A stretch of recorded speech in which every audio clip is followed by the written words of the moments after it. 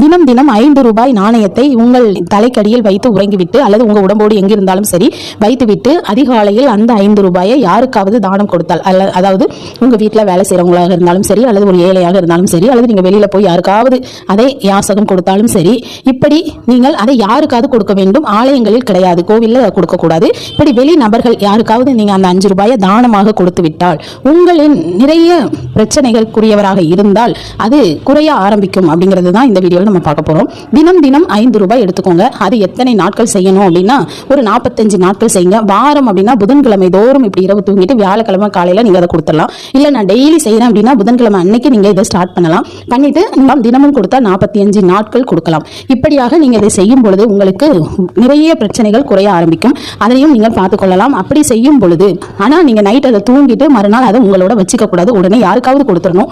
யாருமே வாங்கல அப்படின்னு சொன்னா மளிகை கடைக்காரர்கிட்ட கூட நீங்க கொடுத்துட்டு வந்துடலாம்.